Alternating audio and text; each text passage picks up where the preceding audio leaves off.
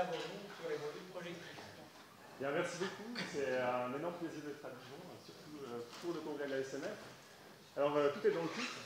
Il n'y a rien besoin de savoir a priori sur les modules projectifs, donc je vais expliquer ça. Il y a juste un petit commentaire sur le que savons-nous. C'est pas un courrier de majesté, c'est plutôt qu'est-ce que la communauté des gens qui étudient les modules projectifs savent. Je vais essayer de vous expliquer ça. Donc, je vais commencer par revenir un petit peu aux sources de ce que sont les modules projectifs. Donc, il y a deux sources que je vais mettre en évidence ici. La première, c'est plutôt théorie des nombres. La deuxième, c'est plutôt topologie. Et puis, une fois que j'aurai fait ça, c'est le panorama. Je vais expliquer un petit peu ce qu'on entend par classification de ces objets, ce qu'on veut faire avec ces objets-là. Et puis, à la fin, je vais expliquer quelques théorèmes qui vont peut-être un tout petit peu plus durs. Normalement, la difficulté sera croissante. Les derniers théorèmes demanderont un tout petit peu de, de connaissances. Je vais essayer d'expliquer ça le plus simplement possible. Donc je commence par la base. Donc on va commencer par un anneau. Alors vous pouvez supposer newtonien, tout ce que vous voulez. Et puis je rappelle qu'un module est projectif si il est facteur direct d'un module libre, un certain n. Et puis de manière équivalente, on peut le voir comme un projecteur, c'est-à-dire une matrice de taille n, et puis qui satisfait P carré égale P. Donc P est l'image de P. Donc c'est quelque chose qu'on enseigne déjà en algèbre binaire, les projecteurs. Donc c'est quelque chose qu'évidemment on peut voir à tout âge. Donc le premier exemple le plus simple, évidemment, c'est de prendre pour un anneau, on prend un corps, n'importe quel corps, celui qui vous plaît le plus.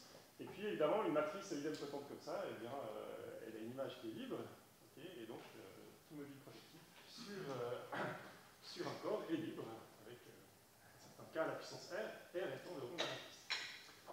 Donc évidemment, on peut se dire, c'est pas très intéressant, on regarde les modules libres, comme les espaces vectoriels, mais déjà si on complexifie un tout petit peu les anneaux, je prends un produit de corps, par exemple K égale K égale F, ou C, ou n'importe quoi, eh bien il y a déjà des modules qui sont sur cet anneau-là, qui sont projectifs non libres. Vous voyez, je prends ces deux trucs-là, ces deux générateurs, donc je regarde R fois E1, c'est un module qui est projectif, puisque je peux lui ajouter l'autre, qui est R fois E2, et puis j'obtiens R. Donc évidemment, ils sont projectifs, ils ne sont pas libres, parce qu'ils sont complètement de torsion. Donc, vous avez des exemples déjà de trucs qui sont presque libres, mais pas tout à fait.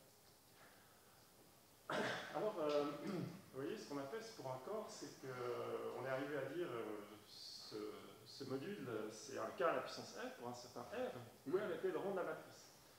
Évidemment, sur un anneau quelconque, il n'y a aucune raison que ce rond soit a priori bien défini. Alors, ce qu'on fait, c'est qu'on prend un idéal maximal, c'est-à-dire on se ramène au cas qu'on connaît déjà, on considère R sur M, qui est un corps, et puis on peut considérer le rond de la matrice, qui est un entier, et cet entier, eh bien, c'est le rond du module projectif à cet idéal maximal. Alors, on peut se demander ce qui se passe quand on fait varier les idéaux maximaux, il y en a plein, mais en réalité, si on met à gauche sur l'ensemble des idéaux maximaux une topologie raisonnable, qui est la topologie de Zariski, eh bien, ce rond est localement constant. Donc en fait, rien ne va changer si je change mon idée maximale de manière pas trop exotique. Alors en fait, la première chose qu'on peut se dire, c'est que, ok, ce rond est localement constant, bon, c'est pas dire qu'il est globalement constant, mais en fait presque. Si vous avez un module projectif sur un anneau, eh bien, s'il n'est pas trop constant, vous pouvez démontrer que l'anneau lui-même se scinde en un produit, comme on a vu avant. Donc, avant, on avait un K1 fois K2. Ici, on aura simplement que notre anneau sera R1 fois R2, où, a priori, le rond sur R1 sera constant, le rond sur R2 sera constant. Plus généralement, j'ai n composantes. Donc, en fait, le premier résultat qu'on voit dans cette étude des modules projectifs, c'est qu'on peut toujours supposer que le rond est constant, quitte à scinder l'anneau. C'est très bien. Donc ensuite, une fois qu'on a supposé que le rond est constant, calculer le rond, c'est facile, puisqu'on prend un idéal maximal quelconque, on réduit notre matrice modulo M, et puis on obtient une matrice, donc on calcule le rond, qui est le rond du. Bon, donc c'est facile, tout va bien. Donc une fois qu'on a fait ça, je vais vous donner un petit exemple. Alors je commence par ce joli anneau-là, R de xy, carré moins 1. Et puis j'ai calculé pour vous. Voici une matrice qui est idempotente. et puis elle est de rang 1. Si je prends cet idéal maximal x, y, moins 1, donc je remplace x par 0, y par 1, et bien, y par 1, et bien j'obtiens cette matrice-là. Évidemment, je pense qu'on arrive à calculer le rang assez facilement, elle est de rang 1. Donc, l'image de cette matrice, comme sous-module de A carré, est un module projectif qui est de rang 1. Donc, en fait, si vous n'aimez pas trop les sous-modules de A carré, ben, on peut voir ça comme un module plus raisonnable. Donc, si je projette sur le deuxième facteur, je regarde la composition. En fait, cette composition induit un isomorphisme entre mon module projectif, qui est l'image de cette matrice idempotentropie, et cet idéal maximal que j'ai donné avant, donc cet idéal maximal qui est x, y, moins 5. Donc là, vous avez un module projectif qui est en fait un idéal maximal. C'est très joli, il est projectif. Alors, on va essayer de généraliser un petit peu cet exemple. Donc on va se spécialiser à une classe d'anneaux extrêmement particuliers, qui sont les anneaux de Dedekind.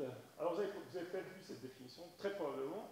Ce n'est pas la définition qu'on voit habituellement, mais c'est la définition la plus agréable pour faire ce que j'ai envie de faire, donc évidemment je la donne. Donc un anneau de Dedekind, c'est un anneau qui est intègre pour commencer, et puis qui a une sorte de propriété de factorisation des idéaux. Que si j'ai un idéal I dans un idéal J, alors il existe un troisième idéal K, tel que I égale J fois K. Bon, super. Donc évidemment, exemple type, un anneau principal est un anneau de Dedekind, Z est un anneau de Dedekind, mais évidemment, celui que j'ai pris avant, celui-là, c'est aussi, enfin, évidemment, c'est pas évident, mais c'est aussi un anneau de Dedekind, et celui-là, on verra qu'il est non principal. Donc il y a plein d'exemples. J'en donne encore un, plutôt orienté théorie du nombre. Donc, si vous prenez une extension finie de corps, donc L est une extension finie de Q, regardez l'ensemble des entiers dans L, okay. La clôture entière de Z dans L, c'est un anneau qui est un anneau de Dedekind. Et on peut faire la même chose si vous êtes plus intéressé par les choses géométriques. Vous prenez C parenthèse X, une extension, disons, et puis vous avez un anneau de R parenthèse X. Okay. Donc il y a plus d'exemples.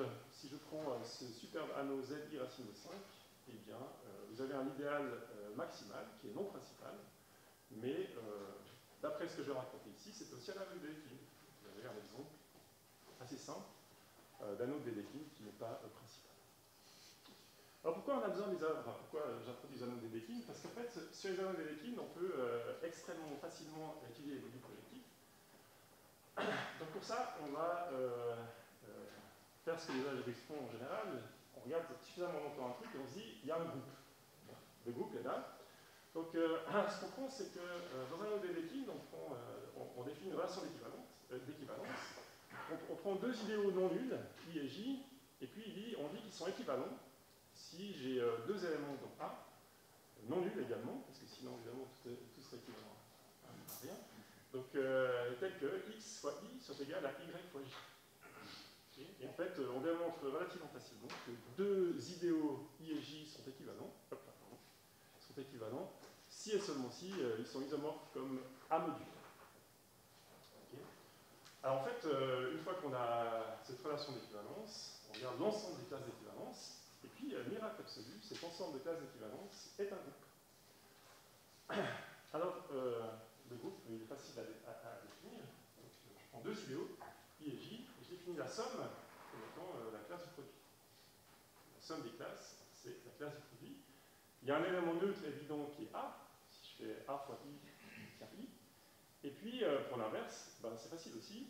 Si je prends un idéal non nul, je prends un élément non nul dedans, et puis j'ai cet idéal principal engendré par x qui est dans I, alors il existe, par la propriété que j'ai définie avant, il existe un J, tel que I fois J est égal à X. Et puis la classe de X, ben, c'est la classe de A, qui est l'élément neutre, donc I plus J est égal à A. Il y a un X. C'est un groupe, C de A. Alors là, on a complètement perdu de vue les modules projectifs. Hein. Je suis en train de définir un groupe associé à un anneau bizarre, mais on va voir que ce groupe-là nous renseigne sur la classification des modules projectifs, ou sur tous les modules projectifs sur un réseau Dedekind.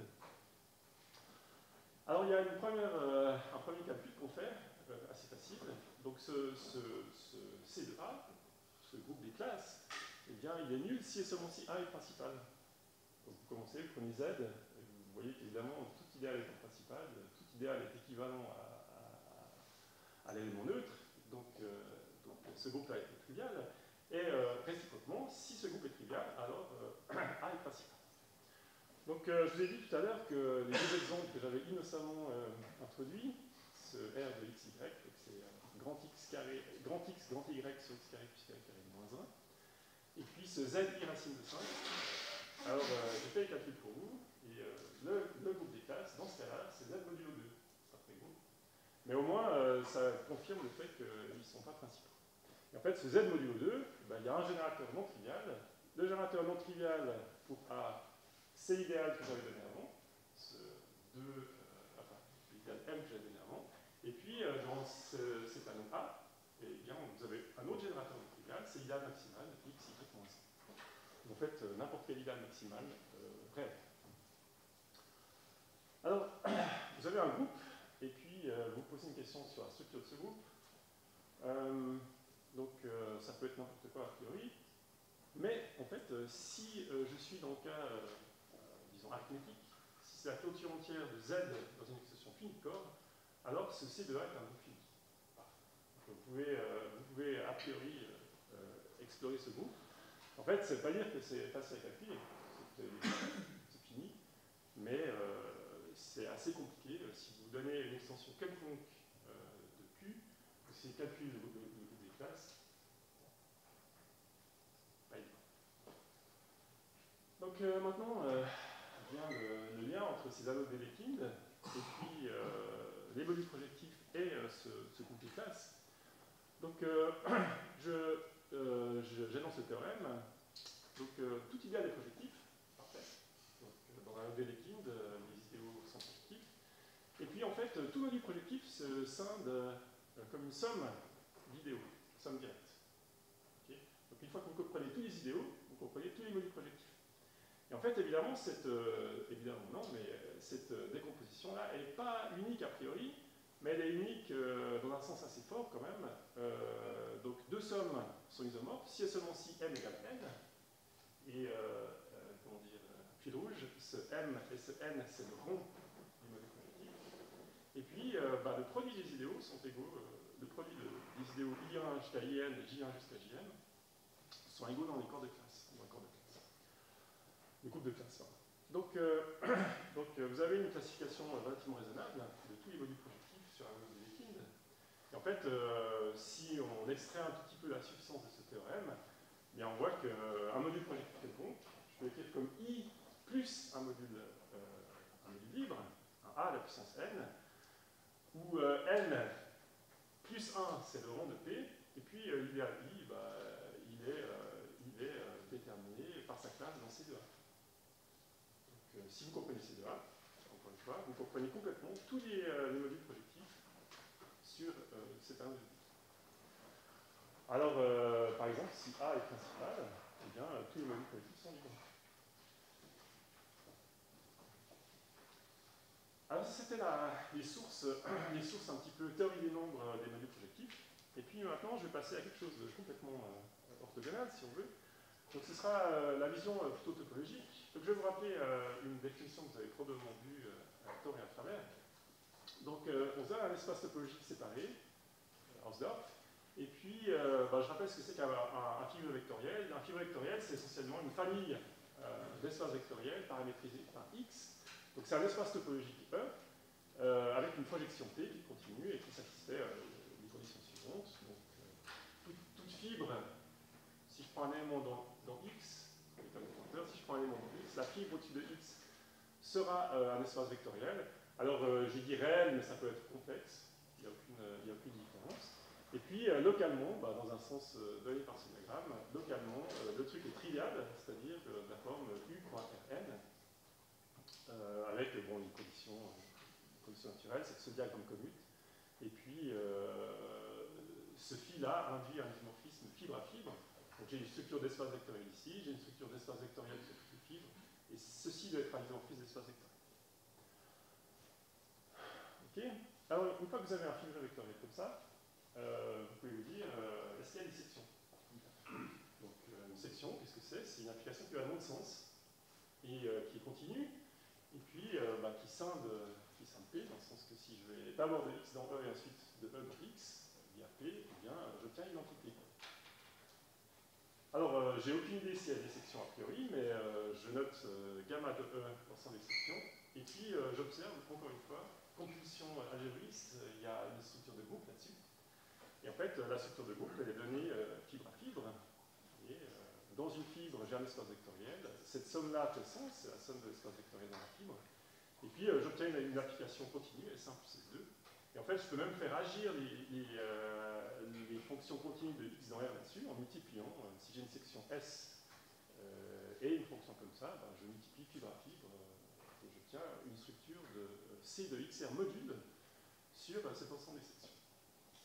Donc, je pars de cette situation géométrique, j'obtiens un module, je retourne à la version algébrique, et le théorème me dit que voilà, c'est une équivalence. Donc si je prends un espace raisonnable, topologique, séparé compact, je prends un fibré vectoriel dessus, qui est sur X, alors eh bien, ce module projectif, l'ensemble des sections, ce module est projectif. Et puis réciproquement, tout module projectif sur cet anneau des fonctions continues est le module des sections d'un fibré vectoriel bien choisi. Alors c'est la version édulcorée du théorème. Si je voulais faire la version complète, il faudrait parler d'équivalence de catégorie, morphisme, etc. Mais bon, ce théorème vous dit essentiellement, philosophiquement, ce qu'on est en train de faire. On est en train de classifier la version algébrique des fibrés vectoriels. Okay. Donc ce théorème, philosophiquement, vous dit, voilà, cette espèce de notion étonnante qu'on a définie avec des projecteurs de matrice idempotente, eh bien, c'est la version algébrique de la notion universelle, si on veut, de fibré vectoriel. Alors, vous voyez que si je reprends mon anneau ici, d'accord, et là je suis aperçu hier soir, en relisant mes notes, qu'il y avait une coquille assez amusante. Donc je voulais mettre étendant les scalaires, et là j'ai vu étendre les scalaires. C'est pas une revendication, j'ai dit ça à la fin du mois, mais. Donc c'est étendant les scalaires de bande de morphisme évident, on obtient un module, enfin un fibre vectoriel sur cet anneau, qui est l'anneau des fonctions continues sur le cercle. Et bon, il n'y a pas tellement de possibilités, vous en connaissez beaucoup des fibres vectorielles sur le cercle. Il y a un fibré trivial, et puis il y a un peu d'ambulus. Donc cet idéal maximal mx, cet idéal maximal André par x égale moins 1, ça correspond au ruban de Möbius. Voilà. Donc je continue à lister donner les répercussions de ce théorème. Donc ce théorème, c'est le théorème qu'on appelle parfois le théorème de Swann-Serre, même si Serre n'était pas très content que son nom soit adossé à ce théorème. Mais disons, ça a conduit les gens à se dire, voilà, au vu de ce théorème, j'ai un programme défini pour les 40 prochaines années d'études. Je prends la chose suivante, je prends un TP en topologie, tout ce qu'on sait bien faire sur les fibrés vectoriels, je traduis tout ça de manière algébrique, et j'essaie de démontrer ce qui se passe de manière plus générale. Et donc il y a une sorte de phénomène de généralisation retour. Parfois, on arrive aussi à démontrer des choses algébriquement, sans qu'il y ait besoin de faire la topologie. Alors voilà le programme. Donc l'étude des modules projectifs, c'est ça. C'est suivre le programme Balance. Alors pour commencer, quel est l'espace topologique le plus simple qu'on connaisse? Eh bien, Rn. C'est un espace contractile, et puis on sait de manière topologique que si l'espace est contractile, tous les fibrés vectoriels sont triviaux. Okay. Donc on peut se dire, quel est déjà l'analogue d'un espace topologique contractile de manière algébrique? Bon, on peut argumenter beaucoup là-dessus, mais en fait, de manière raisonnable, un autre polynôme peut être vu comme quelque chose de contractile. Eh bien, le théorème de Serre avait posé la question, dit voilà, ce truc-là, c'est un autre polynôme qui peut être considéré raisonnablement comme contractile, devrait n'avoir que des modules projectifs triviaux. Et puis, c'était une question question qui est restée ouverte pendant longtemps, ça s'est appelé la conjecture de Serre. Et cette conjecture de Serre a été démontrée indépendamment par Quillen et Suslin. Donc, le premier a eu la médaille Fields, en particulier, enfin, aussi grâce à ça. Le deuxième ne l'a pas eu, c'est dommage. C'est comme ça, mais c'était un des problèmes importants dans le donc, maintenant, on va continuer cette exploration du filon. Donc, en topologie, on fait la chose suivante, c'est qu'on se dit, voilà, si je prends un espace topologique raisonnable, je veux regarder une fibre vectorielle de rang n sur cet espace topologique. Eh bien, déjà, la première chose que je peux faire, c'est au lieu de regarder tous les modules, je regarde les classes d'isomorphismes. L'isomorphisme près, c'est la même chose. Et puis, je peux même voir ça comme un ensemble pointé, parce que j'ai un fibré vectoriel évident, donc c'est un truc pointé, un ensemble pointé. Et puis, parfois, ça vaut la peine de stabiliser. Vous allez me dire, c'est un peu bizarre, c'est que j'ai des trucs, a priori, plus le rang est petit, mieux on comprend l'espace, les fibrés vectoriels, mais en fait, c'est pas tout à fait vrai. Si on ajoute un facteur libre, eh bien, on obtient quelque chose de rang n plus 1, et en ajoutant des facteurs, eh bien, en fait, on arrive à des choses qui sont plus faciles. Donc, de manière algébrique, ça se fait aussi. Donc, je prends cet ensemble pointé, je l'envoie dans cet ensemble pointé des modules projectifs de rang n plus 1, en faisant la seule chose que je sais faire. Et puis, je regarde à la limite. Alors, la limite, elle a le sens qu'elle a. Je vais donner un sens plus précis plus tard. Mais essentiellement, c'est dire, je prends des modules, j'ajoute des facteurs libres, et puis je regarde ce qui se passe une fois que j'ai ajouté suffisamment de facteurs libres. Je me suis pas dit que le côté pointé, c'est parce qu'il y a RN à chaque fois, c'est ça? Oui, c'est ça. Donc ce RN correspond au fibré vectoriel. Donc cet ensemble-là, c'est un ensemble pointé limite, et puis en fait, il a une structure de groupe, encore une fois, il y a des groupes partout. Hein. Il a une structure de groupe, et ce groupe, qu'est-ce que c'est? C'est un groupe de catégories. C'est le K0 réduit. Alors réduit, c'est essentiellement dire que si vous prenez le K0, donc c'est K0, si vous connaissez un peu la catégorie, classifie justement les modules collectifs. Et puis cette petite décoration dit qu'en fait on considère ceux qui sont de rang nul. Donc il faut, c'est un petit ajustement. Pensez simplement que quand je vais à la limite, eh bien, je calcule un groupe de catégories. Donc là vient le premier élément, c'est scandaleux de l'exposé, c'est qu'en fait, ça fait partie de la catégorie, donc on peut le calculer. Bon, ça c'est faux. Mais néanmoins, si vous prenez un anneau quelconque, vous avez une technique pour calculer la catégorie. Notamment, vous avez tous les groupes de catégories supérieures, vous pouvez essayer de décomposer votre anneau, vous avez tous les outils qui permettent de calculer l'homologie, décomposer, invariance utopique, ce genre de choses.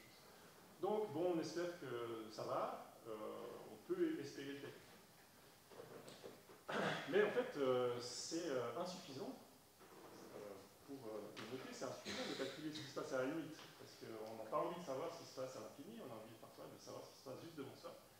Donc en fait, le but véritable de la classification des modules projectifs, c'est ça, c'est étant donné un anneau, c'est calculer tous les phi n de R et toutes les applications de stabilisation. Okay. Donc ça, c'est le but ambitieux. Je vous ai dit que ça, c'était calculable. Donc on part de la supposition qu'à la limite, on sait ce qui se passe, et puis on essaie de revenir et voir ce qui se passe.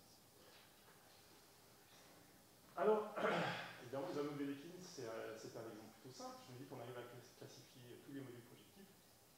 Et en fait, pour un anneau de Dedekind, il se trouve que, je vous ai dit tout à l'heure, tous ceux de rang n sont essentiellement déterminés par ceux de rang 1.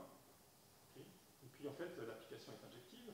Donc ce phi 1 est équivalent à phi n pour tout n. Et donc, ce groupe des classes que j'avais introduit, c'est un groupe de catégories, c'est K0 et phi. Okay. Donc là, il n'y a pas grand-chose à faire. Pi 0, bon, c'est un module collectif de rang 0, c'est juste nul. Ensuite, il y a ceux de rang 1 qui sont donnés par le groupe des classes, et puis tous les autres, ils sont déterminés par ces groupes. Donc là, la classification est complète. On peut oublier les anneaux de Dedekind et puis passer à des choses plus importantes. Donc, une des premières manifestations du programme de LAMS aussi, c'est le théorème, ce que j'ai appelé longtemps le théorème de Serre, après j'ai appris qu'il y en avait plusieurs. Donc, le théorème de Serre dit que si le module projectif est de rang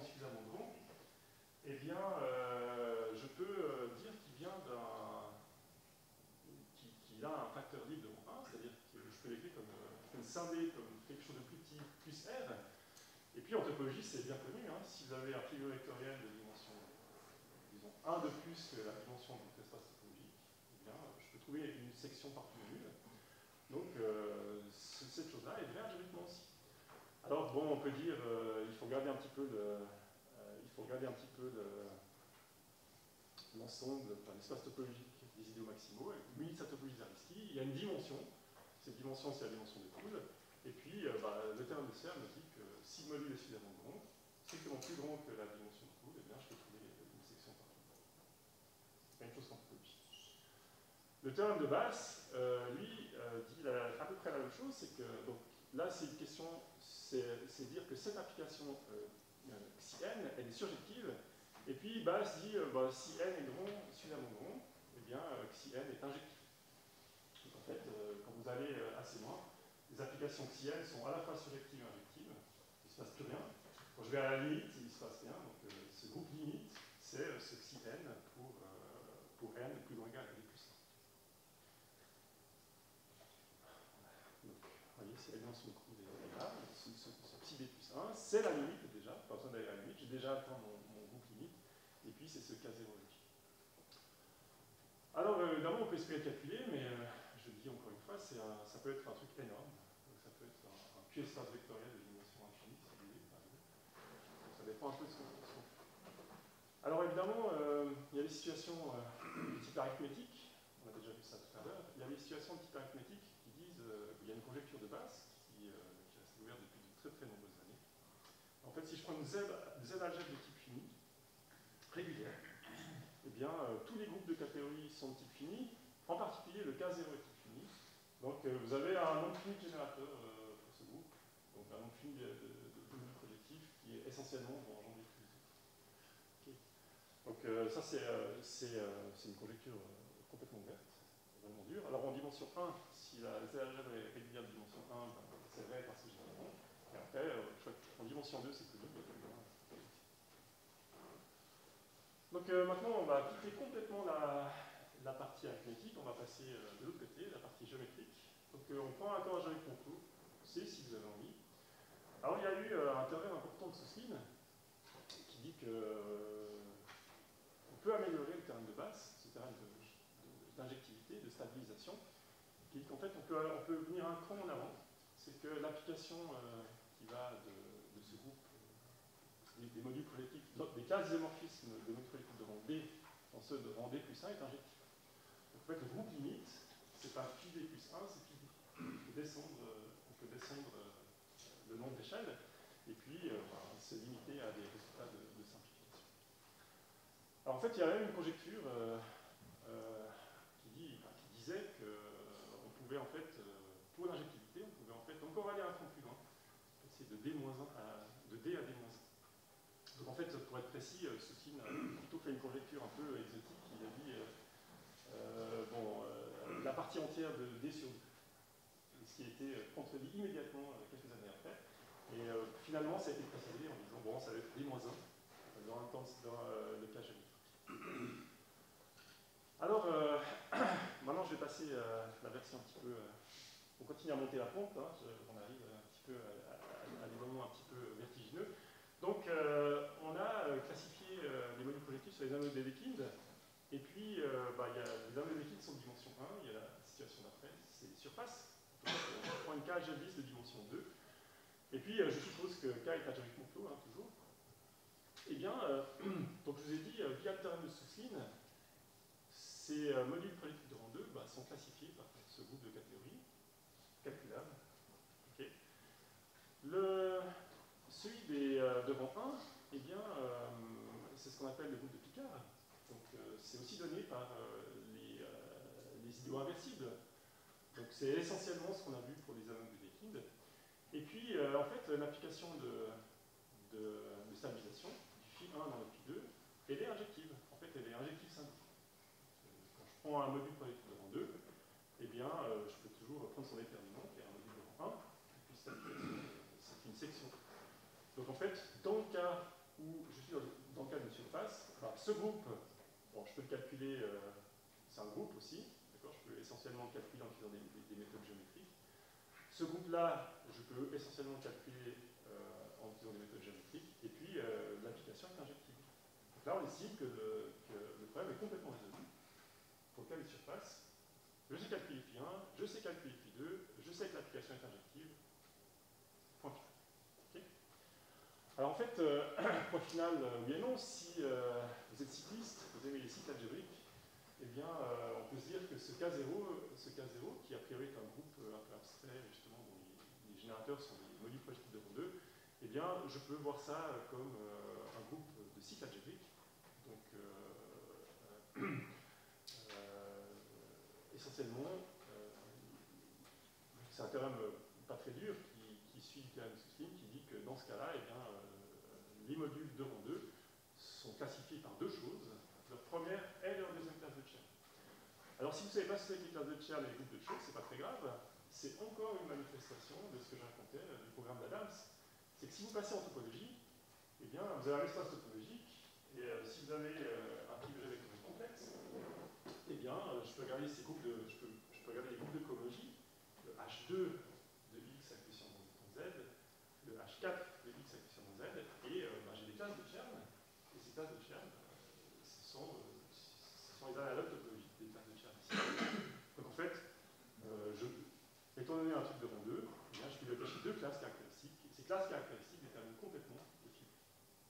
Okay. Donc c'est un peu plus facile a priori à calculer, ou au moins on peut espérer physiquement que c'est plus facile. Alors évidemment, maintenant on peut essayer de calculer ces groupes, et puis ce groupe Chao2 de R, c'est gros, je le dis avant, si le correct caractéristique nul sur C par exemple, c'est un groupe uniquement divisible, c'est un Q espace vectoriel qui peut être de dimension énorme. Donc il y a beaucoup de modules projectifs à isomorphisme. Okay. Donc maintenant, on va essayer de passer au cas suivant. Je vous rassure, je ne vais pas aller jusqu'en dimension 7, je m'arrêterai à la dimension 3. Donc dans ce cas-là, on a trois groupes à comprendre, dans le cas des solides, donc en dimension 3. J'ai ce phi 1, qui se comprend la même chose qu'avant, donc c'est un groupe duplicable. J'ai ce phi 3, qui est ce groupe de catégorie réduite, et puis j'ai un groupe intermédiaire. C'est un peu mystérieux. C'est pas un groupe, c'est un ensemble compté. Et en fait, il y a des théorèmes des années 80 qui disent que je peux faire la même chose. Je peux classifier complètement les modules projectifs en utilisant les classes caractéristiques. Trois classes. Donc pour ceux de rang 3, j'ai besoin de la première, la deuxième et la troisième classe de Chern. Je remarque une chose, c'est que ce phi 3, je l'ai dit, c'est un groupe, c'est ce groupe de catégorie réduite. Ces trois ensembles-là, enfin, ces trois trucs-là sont des groupes. J'ai une bijection ici, mais ce n'est pas un isomorphisme de groupe. Néanmoins, j'ai une bijection, donc je peux comprendre complètement ceux de rang 3 en utilisant les classes caractéristiques. Et puis en fait, je n'ai pas résisté à l'envie de d'énoncer un de mes théorèmes, et puis j'ai été puni parce qu'il y a une faute dans l'énoncé. Donc 1 D1 ici devrait être un 2. N'importe lequel, peut-être le deuxième. Donc en fait, on peut faire la même chose pour ce grand 2. C'est que si je me donne un module projectif de rang 2 sur une cage lisse de dimension 3, un solide, cas algébrique contrôle, eh bien, je peux les classifier complètement en prenant C1 et C2. Okay. Donc, le corollaire de ces deux théorèmes, c'est qu'en fait, toutes les applications de stabilisation sont injectives. De phi 1 dans phi 2, de phi 2 dans phi 3. Donc, à chaque fois que j'ajoute quelque chose, je perds rien. Et puis, à la limite, je tiens le groupe de catégorie. Okay. Donc, la situation est vraiment claire. Après, évidemment, le jeu, on peut se dire, dimension 4, 5, 6, ça devient beaucoup. Alors, je ne sais pas combien de temps il me reste, mais je vais vous parler du futur. 6 minutes. 6 minutes. Alors, parfait, je vais vous parler du futur. Donc, je vous ai dit, ce programme d'Adams, c'est le programme initial de cette étude des modules projectifs. Ça vient de la topologie. Et puis, il a fallu attendre quand même assez longtemps pour que ce programme puisse être efficacement implémenté. Et pour ça, il a fallu attendre essentiellement l'introduction des méthodes topologiques en géométrie algébrique, des méthodes motiviques, Morel-Lewandowski et ce genre de choses, qui ont permis de faire la même chose qu'en topologie. Alors maintenant, on a pu complètement, si on veut, résoudre toutes les questions classiques, et puis on peut se dire, on est un peu désœuvré, qu'est-ce qu'on fait maintenant? On ne va pas aller prendre un truc de dimension 4 et puis essayer de calculer tout le projectif. On aimerait quelque chose d'intéressant. Alors la première chose, c'est de remarquer que je me suis restreint au cas affine, parce que le cas affine, c'est un cas essentiellement plus facile, pour les modules projectifs. Alors, la première chose, c'est que déjà, il faut remplacer, si on veut passer à des variétés plus générales, projectives, quasi-projectives, il faut remplacer la notion de module projectif par celle de module localement libre. C'est pas très dur. Et puis ensuite, si on veut faire des théorèmes de classification du même style, alors là, ça va devenir beaucoup, beaucoup plus compliqué, puisque ça sera pas, il y aura des espaces de modules, de trucs comme ça. C'est très dur. Mais néanmoins, on peut espérer étendre les techniques affines vers les variétés quasi-projectives. Donc il y a des trucs pour passer de l'un à l'autre. On va perdre plein de choses en passant de quasi-projectif à affine, mais on peut essayer de construire des figures vectorielles intéressantes, par exemple, devant 2 sur des espaces de dimension 5 ou des choses comme ça. Donc c'est une direction. Et puis il y a une deuxième direction intéressante, retour à la topologie. Donc on peut se dire, si je prends une variété algébrique sur C, disons je vais la prendre affine, la variété quasi-projective, bah, je peux toujours l'avoir comme une variété complexe. Okay,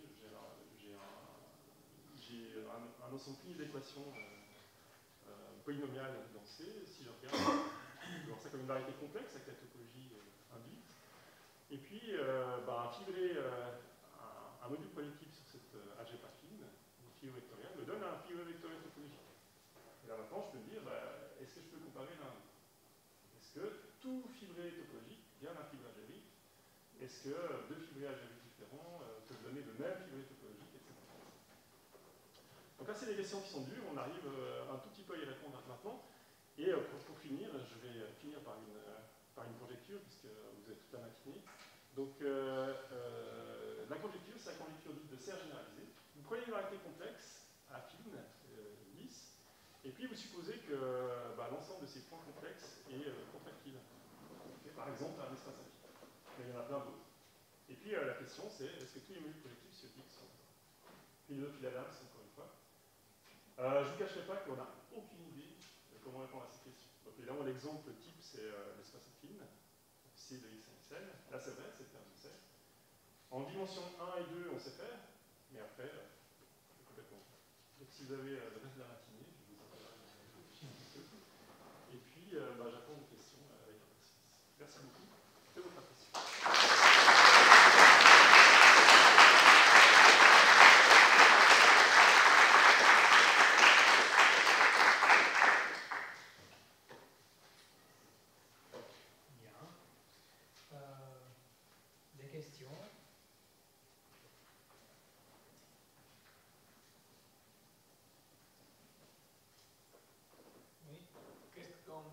Pour le point here. Pour le point here. Le real point. Ah, pour les points réels, c'est la même question. Donc on peut faire la même chose, mais c'est essentiellement plus dur. Donc ce que je n'ai pas expliqué, c'est que tous ces termes de classification dépendent essentiellement de la dimension cohomologique du point de base. Et puis on a beau ajouter un tout petit peu de trucs en passant de R à C, la dimension cohomologique passe de l'infini à 0. Donc du coup, on est un petit peu... Alors sur les réels, on sait dire des choses, mais c'est plus dire que sur les complexes. C'est work in progress, comme on dit.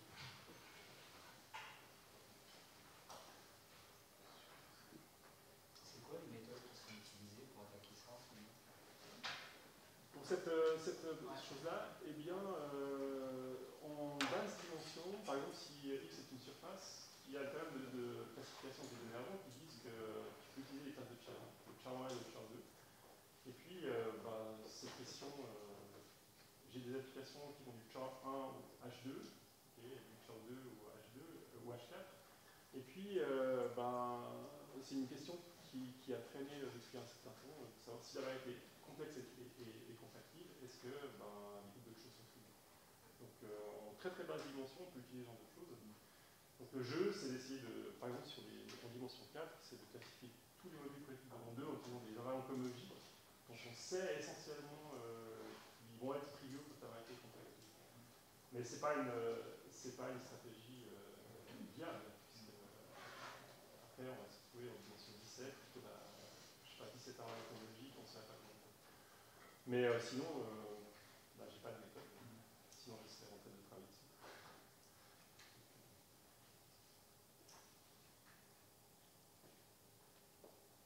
D'autres questions?